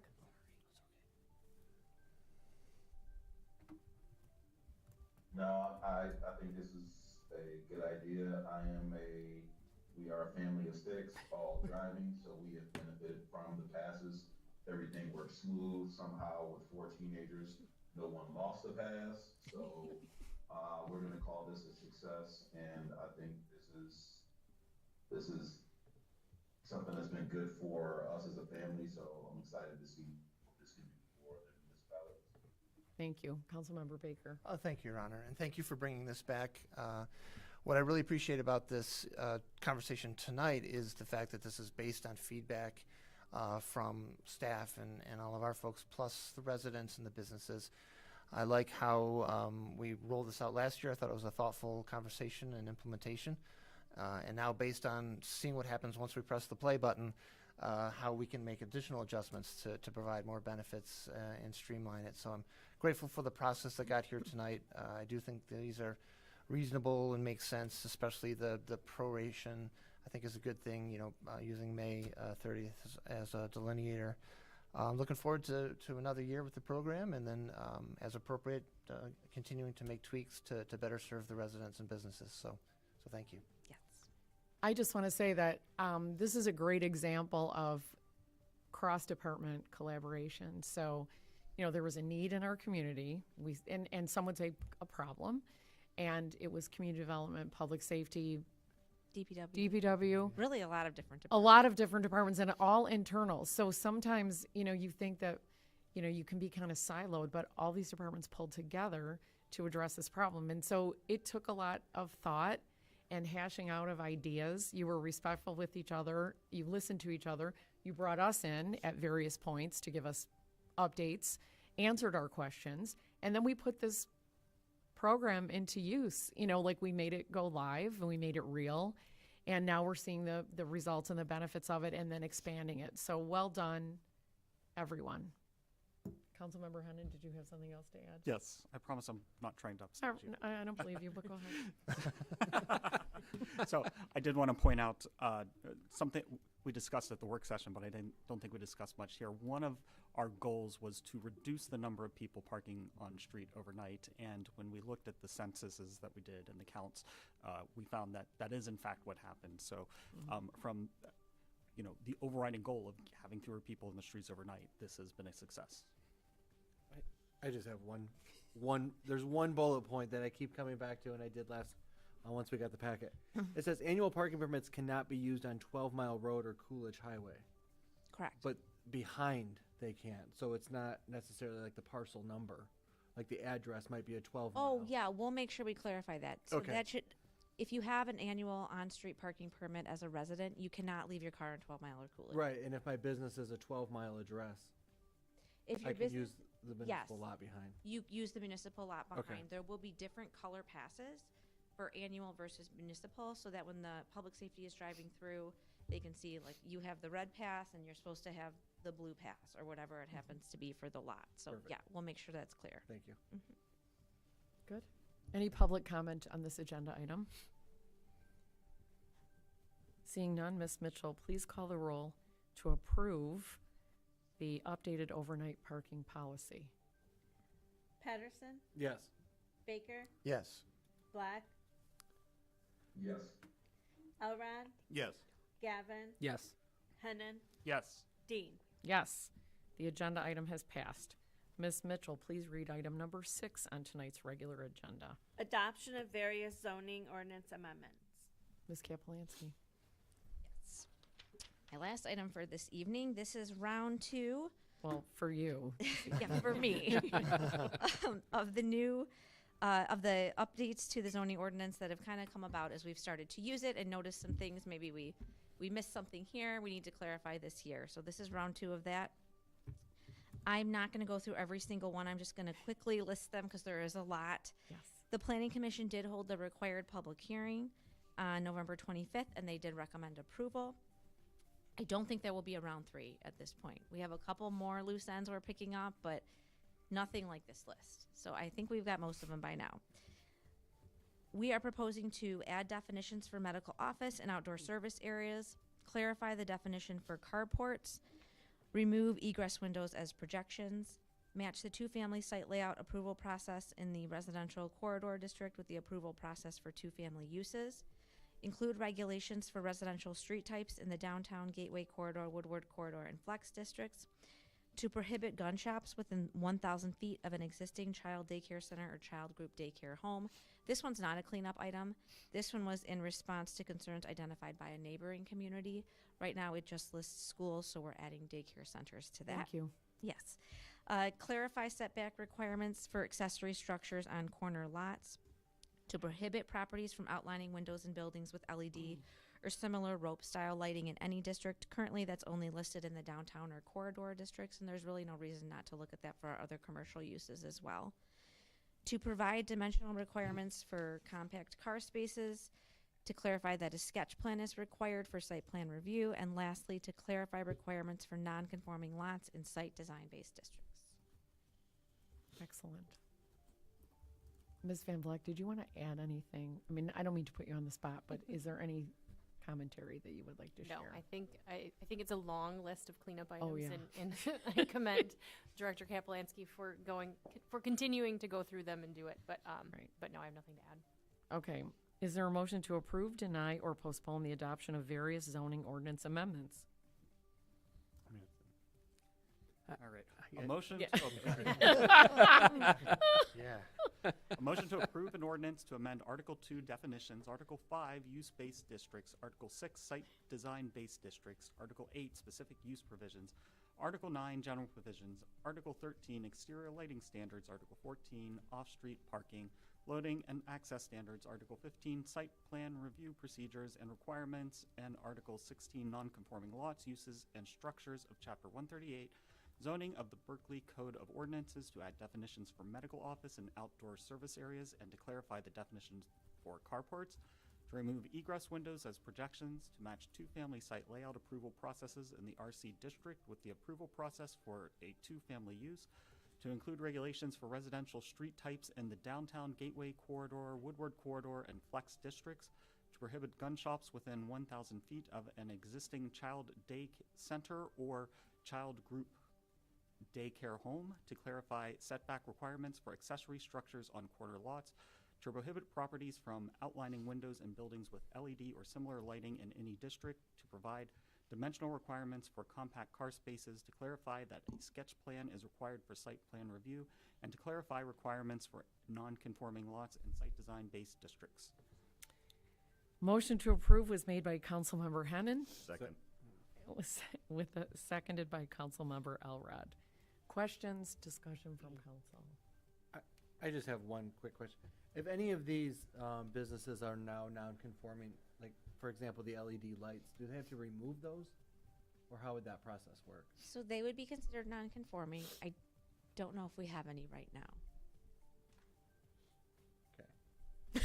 If we do, If do they have to be removed the LED lights, they would be considered existing non-conforming. They Okay. could keep the lights. until they change color or something? They'd have to take them down for a period of time. And Okay. Thank you. Councilmember Hennon. As I was reading that, the LED, LED lights around windows prohibited in any district, have we almost just prohibited Christmas lights? no, there's a cutout in the section of the lighting ordinance that talks about holiday lighting and things. We have not prohibited Christmas lights. Okay. Councilmember Black? No, I'll be honest, I know I've been dealing with bad guys, but I come back and you all sound like Chat GPT. So obviously I need a memo on our procedures and what's changed. This Oh. is hilarious. Yeah. Oh, yes. I'm sure it is. Okay. Just wanted to, I don't want to leave you out of the conversation. So, okay, but glad You you're. leave me out of this one. You all. Yeah. You guys are killing me. Okay. Glad we could provide some comic relief for you. Any public comment on this agenda item? Seeing none, Ms. Mitchell, please call the roll to approve the agenda item. Baker, Yes. Black, Yes. Elrod, Yes. Gavin, Yes. Hennon, Yes. Patterson, Yes. Dean. Yes, the agenda item has passed. Ms. Mitchell, please read item number 7 on tonight's regular agenda. The City of Berkeley Purchasing Policy. Ms. Van Vleck? Good evening. As part of our ongoing review of the city's administrative and operational policies, the purchasing policy has been identified as one requiring a comprehensive update. Recognizing the importance of establishing clear and compliant purchasing procedures, I've worked closely with the Finance Department and also our city attorney to prepare a robust purchasing policy designed to provide structure, ensure consistency, and strengthen internal controls across all purchasing activities. The primary objective of the revised policy is to establish a standard operating policy and procedure that creates proper internal controls for the city's management, governing all purchases, and to provide city agents with clear guidance over all purchasing activities. This updated framework ensures that city staff have well-defined procedures to follow, enhances financial safeguards, and aligns our purchasing practices with statutory requirements and professional standards. The revised purchasing policy is fully aligned with the city code and the city charter.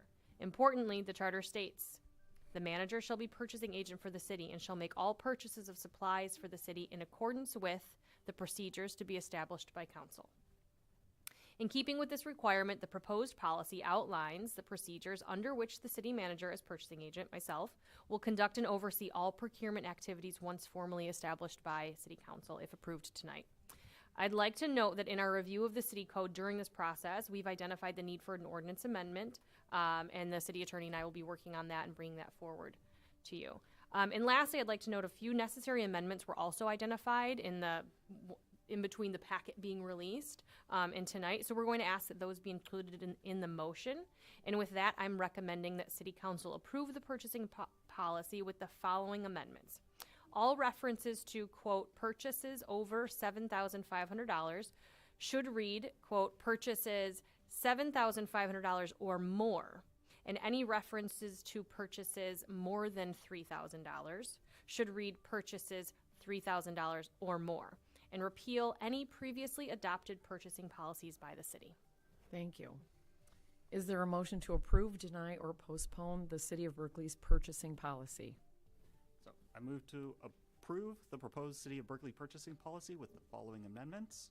All references to purchases over $75,000, $7,500 should read purchases $7,500 or more, and all references to purchases more than $3,000 should read purchases $3,000 or more, and repeal any previously adopted purchasing policies by the city. Motion to approve was made by Councilmember Hennon Second. and seconded by Mayor Pro Tem Gavin. Questions or discussion from council?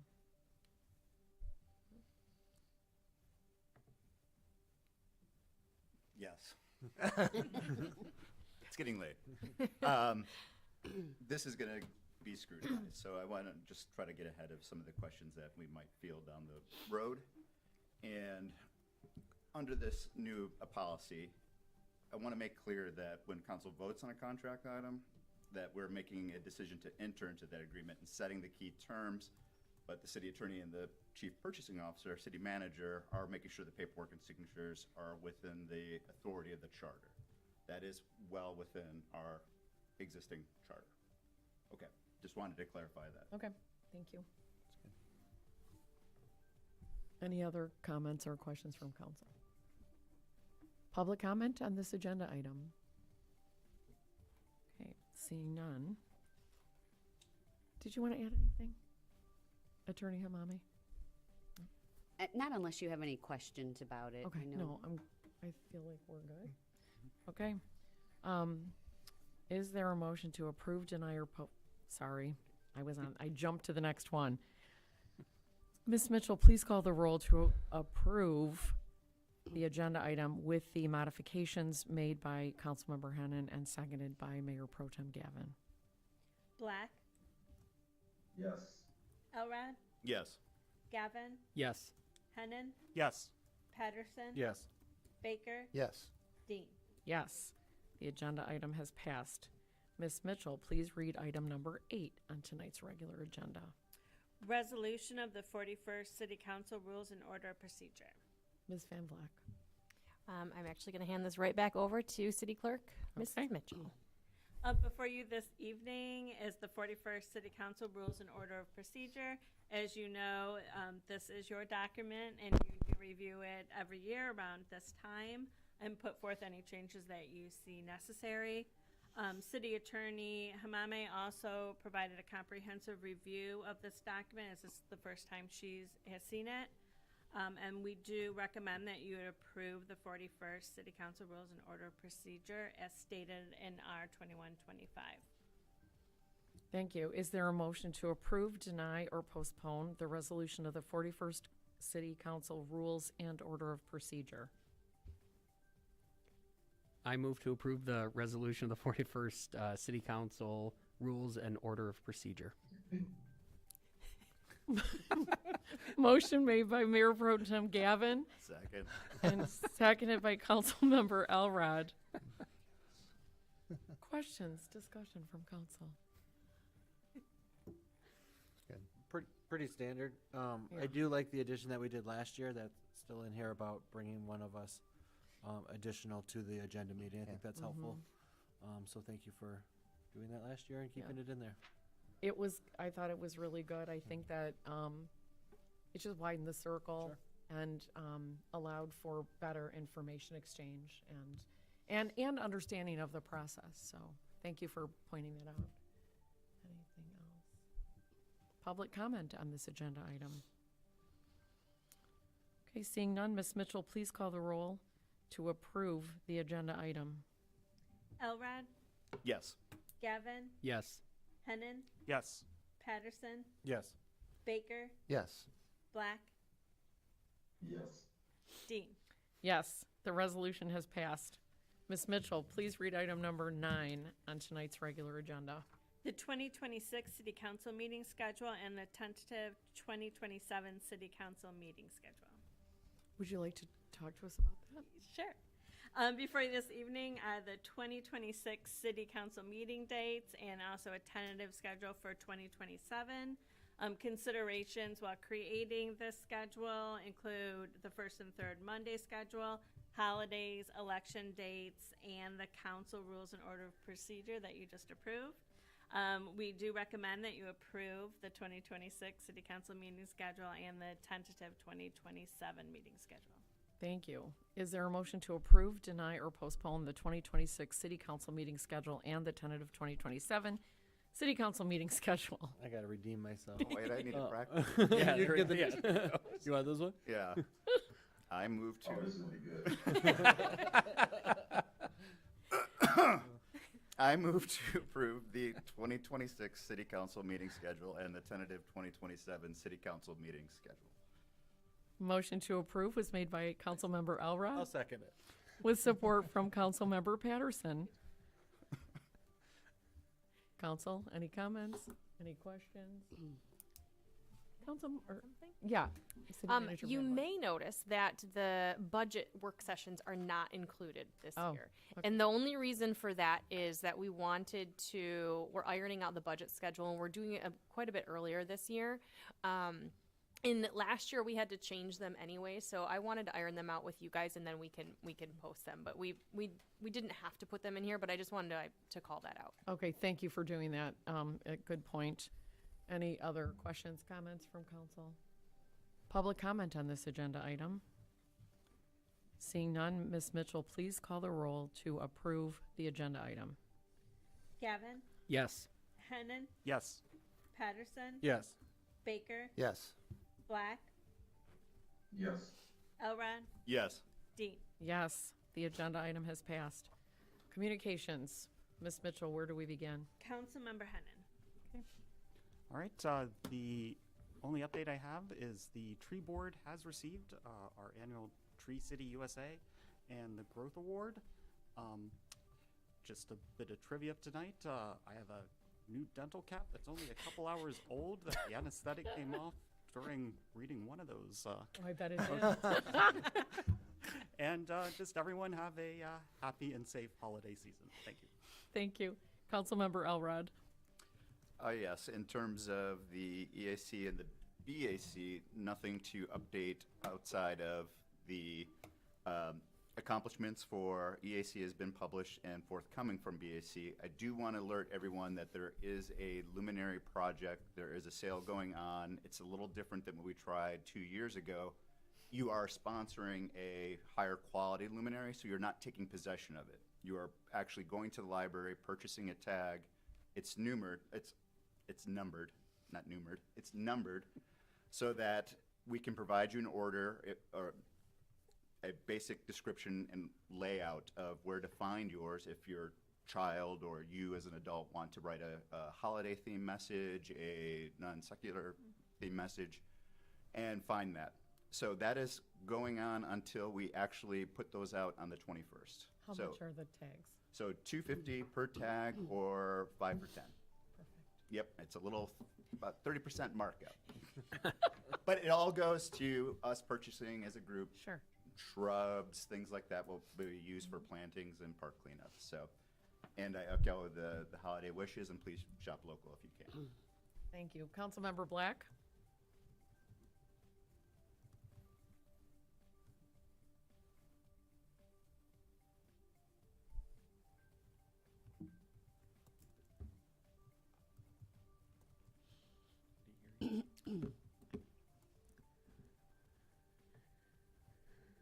Councilmember Black, are you there?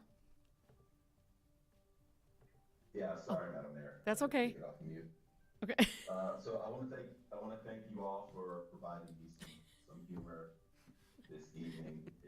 It has been a very rough week over here.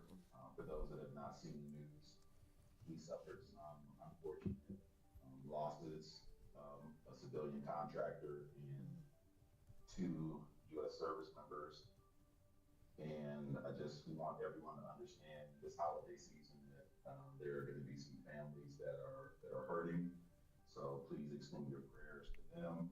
And as a city, I want everyone to understand that every day I see people who would give an arm and a leg for the things that we call problems. It doesn't make them flippant, and it doesn't mean that you don't feel them. But I want everyone to have some perspective that there are a lot of people who don't live where you live who are suffering, and I mean suffering with a capital S, and would trade places with things that you call problems in a heartbeat. Understand that there are men and women who wear a uniform, who get up every day and put their lives on the line so that you all can have the freedom to get online and bash our city and bash the people who volunteer to do this job. So I would humbly ask that before you go online and accuse us of corruption or lack of transparency or all of these things, just take a step back and remember who gave you that right to do that. Because I can tell you right now, there are some hurting families, and those soldiers died, those people died to give you that right. So maybe before you hit send, maybe just take some time to be thankful that you live in a country where you get to do that. That's all I have, Madam Mayor. Thank you. Thank you for that reminder, Councilmember Black, and for your service. Councilmember Patterson. Thank you, Councilmember Black. My updates are not that at all. So I thank you for your service and for keeping us safe abroad. So I appreciate you. ZBA met, and their only agenda item was their meeting calendar. So that was a very nice introduction to that advisory board, zoning board of appeals. They do have an opening though, so one of their members stepped down, so there is an opening. They filled it with an alternate for now. Their Parks and Rec met. Parks and Rec Advisory Board. They did have an interesting ask. They asked to be utilized more as an advisory board. They said sometimes they might not feel like they're heard or involved in our processes, so they did ask that we involve them more. One of their goals, because they're working on their meeting schedule, obviously, their goals and their accomplishments, and one of their goals for 2026 that was tossed around was becoming better partners with City Council and finding their mission and what we need them for. So I thought that was kind of an interesting discussion we had there. So if we ever can utilize them, please do. Obviously, they recommended the recommendation of their 5-year plan. And then Berkley Parks and Rec, I got this message sent to me. Berkley Parks and Recreation wishes everyone a happy holiday season, and we look forward to seeing you in the new year. So from the Parks and Rec team, we'll see you soon. And same for me. Merry Christmas, happy holidays. Everyone have a safe and happy holiday season. Thank you. Mayor Pro Tem Gavin. Thank you, Your Honor, and thank you, Councilmember Black, for all that you do and certainly that message that you shared tonight.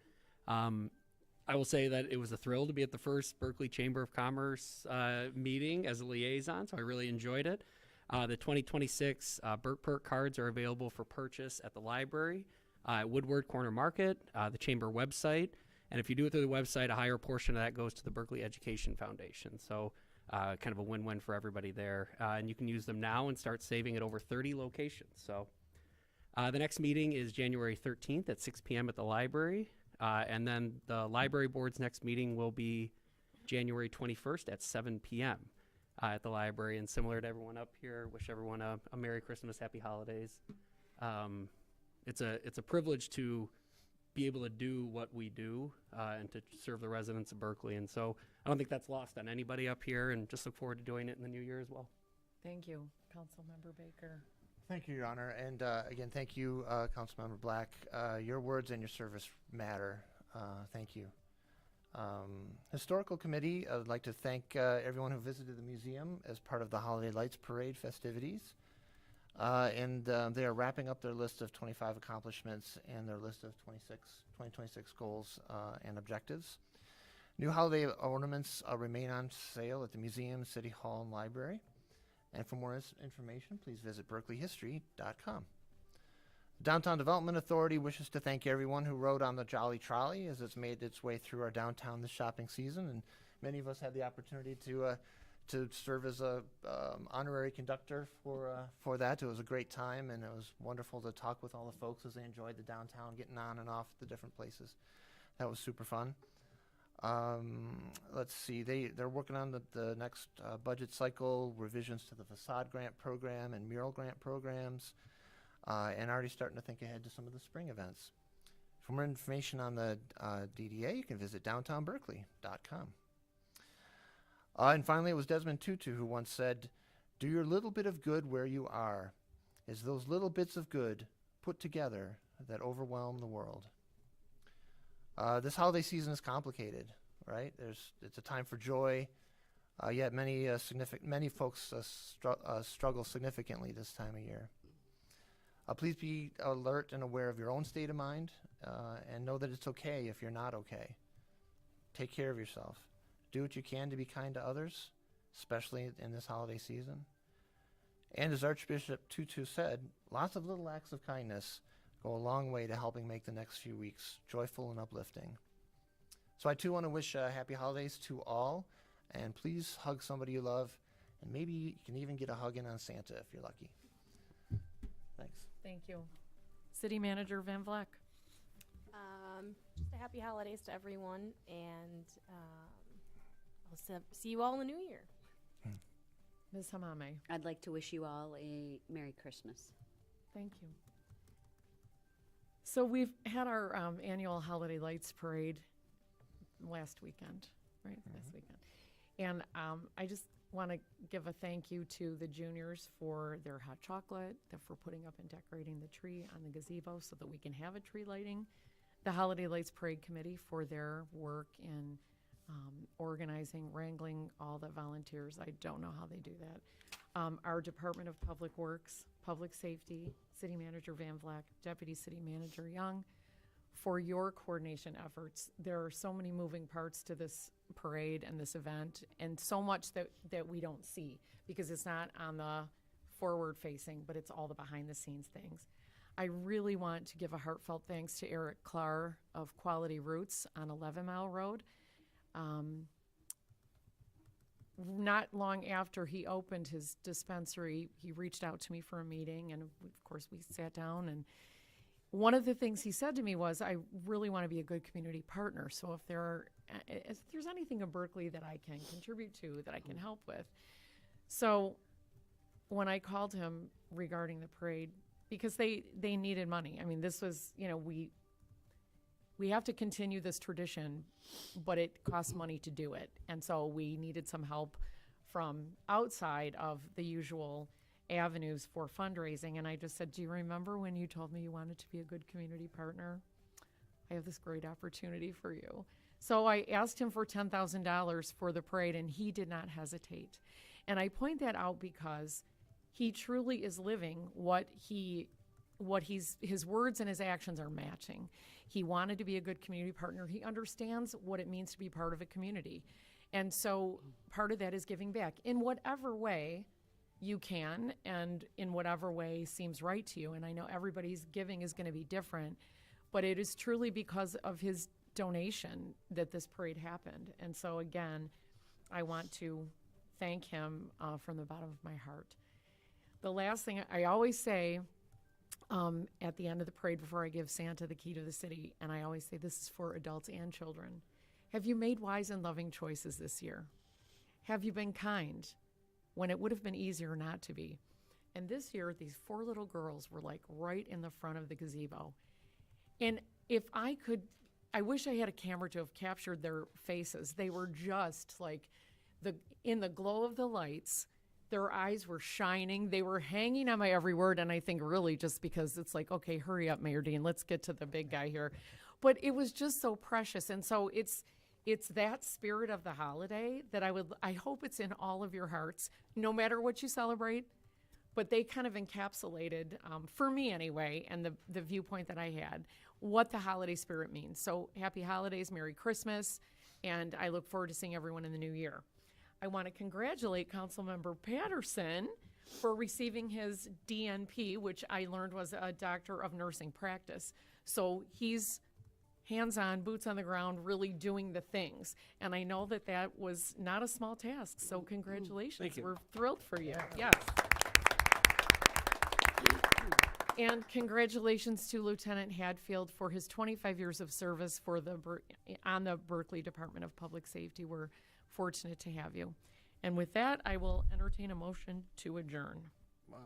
Motion. I move to approve a motion to adjourn. Second? Second. Okay, motion made by Councilmember Patterson, seconded by Councilmember Baker. Ms. Mitchell, will you please call the roll? Patterson, Yes. Baker, Yes. Black, Yes. Elrod, Yes. Gavin, Yes. Hennon, Yes. Dean. Yes, the Monday, December 15th, 2025 meeting of the Berkeley City Council is adjourned. Can you imagine if that?